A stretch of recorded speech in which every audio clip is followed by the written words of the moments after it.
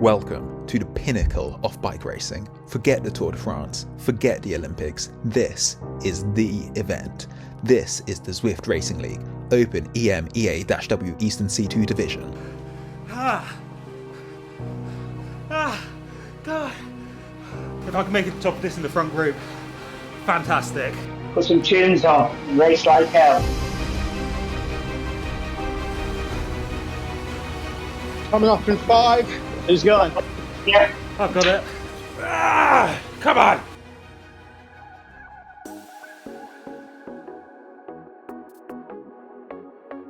If you're new to Zwift, it's a virtual cycling platform where we Pogacar wannabes get to live out our racing dreams from the comfort of our garages. The Zwift Racing League gives us all a chance to fight for glory in our own divisions. It's open to anyone, and there are leagues with different skill levels and time zones. If you've got a bike and a smart trainer, you're in.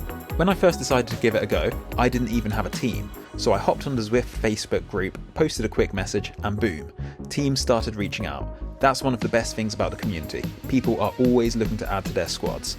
I got a few offers, but in the end I went with Cryogen, one of the bigger teams on Zwift. They've got sub-teams of all skill levels, and I got placed in Cryogen Wuling Pass, a C category team with a good mix of talent. They were super welcoming, and before I knew it, we were on Discord chatting about the upcoming races and building some team chemistry. None of us expected to be fighting for the win, but as the league unfolded, well, let's just say that things got interesting. Right, let's get into the racing. The Zwift Racing League consists of 6 rounds. Each round is on a different course, and there are a variety of race formats. This gives a chance for all riders of all types to shine. The league kicked off with a team time trial, which, if you've never done one, isn't your typical race. Here's the deal. Each team starts a minute apart, and the goal is to get your 4th rider across the line as fast as possible. It's all about coordination, not just brute force. Team time trials are a precise operation. It's not just a case of going as hard as you can for the whole time. In cycling, drafting is a key concept. If you're a keen cyclist, I'm sure you know this, but for everyone else I'll do a quick rundown. Basically, the cyclist in front blocks the wind, making it easier for the rider behind to pedal with less effort. This saves energy, especially in long races, and allows the drafting rider to keep up with faster cyclists without working as hard. When you're the one on front, it's called taking a pull or taking a turn. In team time trials, the common strategy is rotating who is taking a pull. This lets everyone share the workload and conserves energy, making it easier for the group to maintain a faster pace together. However, doing this successfully is far easier said than done. Here we are, the start line of round 1. This is actually our first time riding together. We're definitely not going to be a well-oiled machine at this stage. Coming into the first races of the season, I was 99 kilograms. Not ideal, but luckily this was a flat route where weight doesn't make too much of a difference. Straight out the gate, we're getting ourselves in line. This is optimal for getting an effective draft. I'm using the Source for Zwift add-on. This allows you to see how many watts you're saving and is an absolute game changer for Zwift racing. We agreed before the race that we would take turns for about 30 seconds, or a bit longer or shorter, depending on how strong we felt. When sitting in the draft you save so much energy. I only had to do between 150 and 200 watts to keep up. However, when I got on the front it was time to put the power down. I'll come off in 10 seconds. Taking a pull isn't just a case of going all out. You need to set a pace that is fast, but also allows the people behind you to recover. Drafting is supposed to save around 30% of your energy. For that reason, on the front I set a relatively high power of 300 watts. That meant the people behind can recover at around 200 watts. Another useful metric in Zwift racing is W prime. This is very complex, but basically it's a measure of how much energy you have left. It starts at 20 and then goes down if you do a hard effort, and then goes up if you take it easy. In the team time trial, using your W prime to judge when to start and stop your pulls is quite useful. You don't want it to go too low because then you'll struggle to recover in time, but you also don't want it to stay too high because then you're not really taking a strong pull. We're catching a team up ahead. Swinging all on together. Coming off. 1 to go. Nice one, lads. I haven't got anything left of me.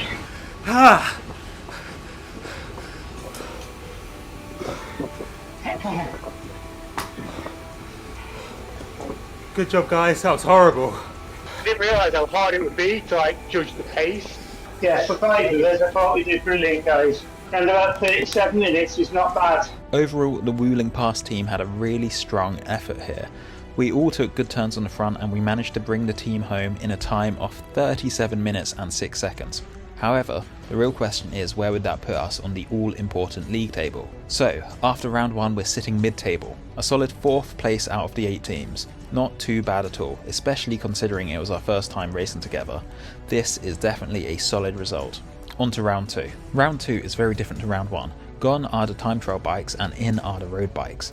It was a points race on the Sugar Cookie route. Points are awarded not just at the finish line, but also during 4 intermediate sprint segments. We had FAL, first across the line, and FTS, fastest through the segment sprints, which kept things unpredictable. All 4 of these sprints come before a brutal final hill, which is going to be the key selection point in the race. For me, being a bigger guy and a team sprinter, my job is to mop up the sprint points and then try my best to cross the finish line as high as possible.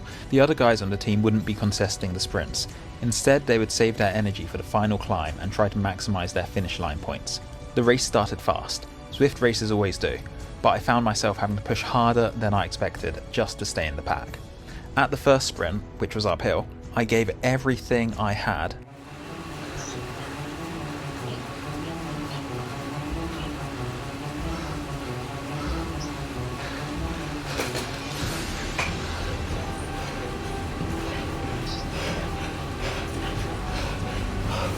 Bloody hell, I'm done. Oh. Right, 4. Not too shabby. And managed to grab 4th place, but it was a brutal lead-in and I was already feeling the burn.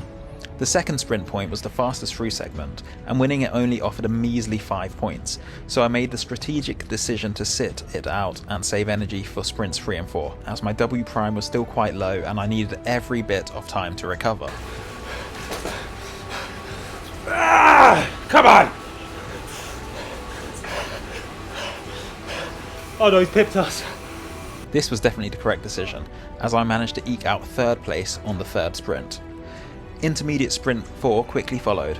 This one was brutal and I was really starting to suffer.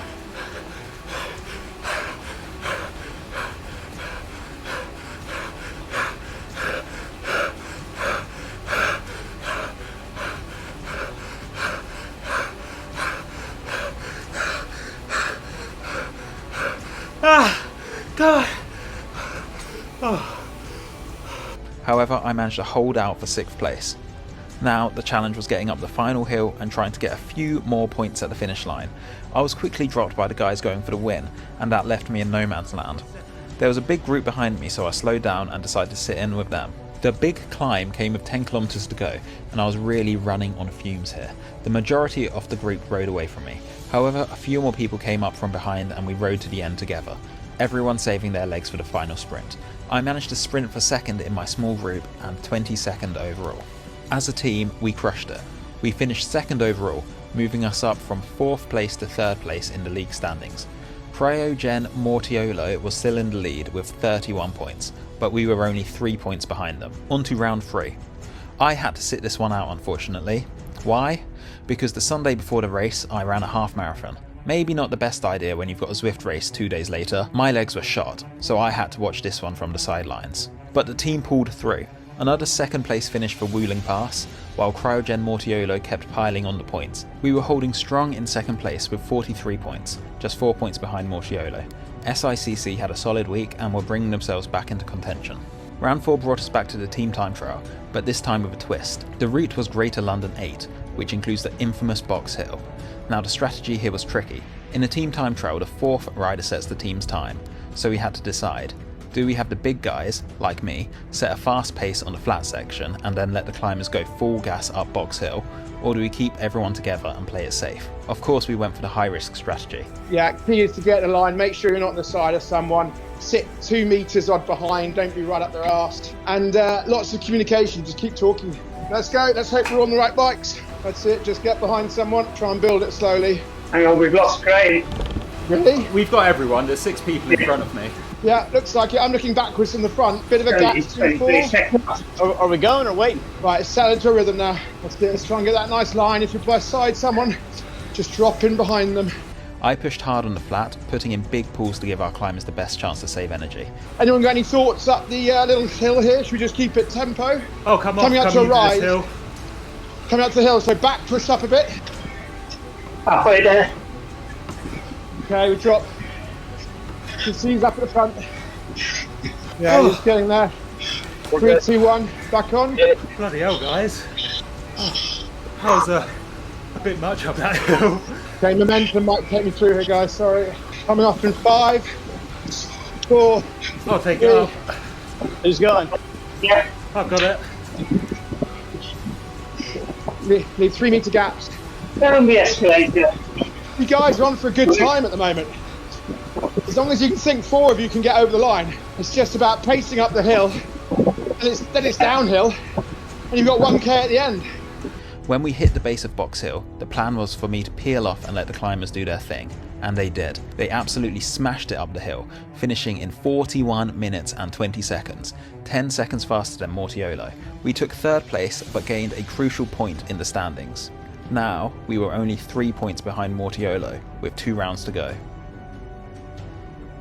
Now, this is where things start to get serious. Round 5, the Queen stage.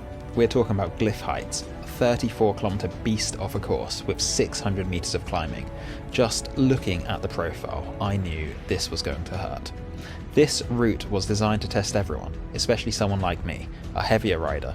For me, this wasn't about trying to win outright, it was about survival. My role was simple: hang on as long as I could, pick up whatever points I could get, and most importantly, don't blow up completely. Going into the race, I knew I had to play it smart. These climbing stages, they're all about managing your effort. Blow up too early and you're done for, but if you save too much, you lose ground quickly. It's a delicate balance. The key was to know exactly when to push and when to conserve. The race started deceptively calm, with 6 kilometers of flat before the chaos would begin. Everyone was sitting in the draft, conserving energy, knowing what was coming. But there's always that nervous energy in the air. Everyone knows the climb is looming, and no one wants to be caught out of position when it kicks up. You could feel the tension rising with every pedal stroke. I stayed close to the front in these early kilometers, making sure I was in a good position when the climb started. You could tell the heavier riders, like me, were getting a bit antsy. Then we hit the first climb, and all hell broke loose. The pack shattered almost immediately. Everyone knew that this climb would be a key selection point. The first couple of kilometers weren't too bad, and I was hanging on. My heart rate was steady, legs were feeling decent, and I thought, okay, maybe I can survive this. But then the gradient kicked up, and everything changed. It's one thing to be dropped, but getting dropped on a long climb is like being slowly suffocated. You see the group pulling away, and no matter how hard you push, the gap keeps growing. I found myself on the wrong side of a split and had to put in a massive surge to get back. I was using up valuable energy reserves, but I had to make that jump. This was it. If I didn't, I'd be in no man's land for the rest of the race. I somehow managed to claw my way back to the front group, but man, that effort hurt.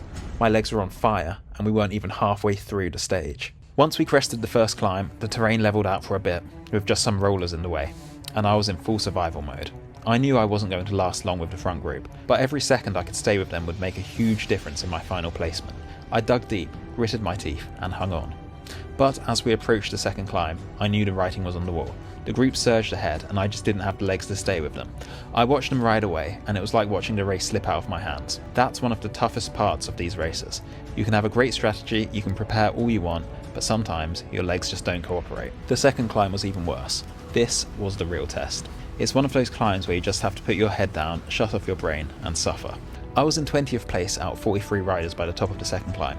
Honestly, considering the size of the group and my lack of climbing prowess, I felt pretty good about it, but I knew there were stronger riders coming from behind. My legs were heavy and I was just trying to hold on to any position I could. Then came the final climb, the top part of the grade, short but incredibly steep, where it feels like the road is just going to suck the life out of your legs. 3 guys came around me at the base of the climb. I tried to stay with them, but my legs just didn't have the power anymore. I was on the limit. After what felt like an eternity, but was actually 11 minutes, I reached the top of the climb in 23rd place. I was shattered, but I couldn't relax. There were a few riders within striking distance behind me, and I knew I had to defend my position. At this point, it wasn't about racing anymore, it was about survival. The last stretch was mostly downhill, and I used that time to recover as much as possible. When I hit the final kicker, I went all out, full gas. It was one of those moments where you don't even feel the pain anymore because you know the finish is right there. I had about a 6-second lead on the rider behind me going into that final hill. Somehow, after all the suffering, my legs started to come back to life. I don't know if it was adrenaline or pure desperation, but I managed to extend my lead and hold off the chasers. I crossed the line in 23rd place, absolutely spent. I'd given it everything I had. At this point, I wasn't sure how the team had done, but I knew it had been a tight race. I waited anxiously for the results to come in, hoping we'd done enough to stay in the hunt for the overall standings. When the results finally came in, it was so close. We had managed to hold on to 3rd place in the stage, but more importantly, our rivals Cryogen Mortiolo had finished dead last. That meant we were now at the top of the leaderboard, leading by just 2 points. This was a huge moment for us. We had been consistent all season, never finishing lower than 4th, and now, with just 1 round to go, we were leading the league. But it was still anyone's game. Velo's Vortex and SICC were right behind us, and Mortiolo, despite their bad day, was still a threat. After round 5, the tension in the team was palpable. We were in the lead by 2 points, but it was far from over. We knew that one mistake in the final round could cost us everything. Going into round 6, the permutations are as follows. If we finish 1st or 2nd, we win the league outright. If we finish 3rd, we will either win or be joint winners. In the event of a tie, Fin points are used as a tiebreaker. Luckily, we are doing quite well in that regard, so even if we finish 3rd, it's quite possible that we will still win the league overall. If we finish 4th, then all bets are out the window and the permutations get too complicated. Our best bet is keeping this in our own hands and finishing strong. Round 6 took us to a punchy course, the breakfast, crits and grits route. No major climbs, but a relentless series of short, steep efforts that really suited powerful riders like me. The pure climbers didn't have enough time to turn the screws on us heavier guys, so it was my kind of route. The race kicked off with a brutal 2-minute climb, absolutely not the way you want to start if you're not warmed up. But I expected it, and boy, did it deliver. I knew I had to stick with the front pack here, or my race would be over before it really started. As I crested the top, my heart rate was already deep in the 180s, and my W prime was down to 3. But crucially, I was still with the group. Luckily, a long descent followed, my chance to catch my breath. But it didn't last long. At the bottom, we hit a series of rollers, starting with the Clyde kicker. These short, sharp efforts are where I shine. My 1-minute power is a weird strength of mine, so despite pushing 500 to 600 watts up the climb, I felt surprisingly okay as we came over the top. Next up, we had 4 laps of the Bray circuit. It's not a steep climb, but after 4 laps it started to hurt. The first lap, no problem. I felt strong, stuck with the pack, and thought, okay, I've got this. But then came the descent, and I made a critical mistake. I took it way too easy, and suddenly the pack was getting away from me. Panic set in. If I got dropped here, it would undo all my hard work on the climbs. I had no choice but to dig deep and put in a massive surge to get back on. What a waste of energy. It just shows that in Zwift, any lapse in concentration can cost you. I managed to get back into the group, but at what cost? My W prime was down to 6, and the toughest part of the course was still ahead. For the next few laps I was much more careful. I stuck with the pack, conserving energy as best I could, knowing the final climb was coming. And then came the twist. A brave Mortiolo rider launched a solo attack. He took everyone by surprise, and no one seemed eager to work to chase him down. By the time we hit the base of the final climb, he had a 10-second gap. If he held on, Mortiolo had a strong shot of winning the round. The final climb was split into 2 sections. The first part wasn't too steep, a long drag that I managed to crest with the main pack, but then came the final kicker, a short, brutal ramp where the race would be decided. At this point it was all about pain tolerance. I knew my legs had one last effort in them, and my W prime was around 10, which meant I could empty the tank. I stayed at the back of the pack waiting for the right moment to attack. I had a feather power up, and I had to time it perfectly. I pushed 400 to 500 watts to hang in the pack on the first steep section, and then leveled off slightly. This was my moment. I kept the power high and surged past a few riders who had blown up. As we hit the final section, I used my feather and gave everything I had.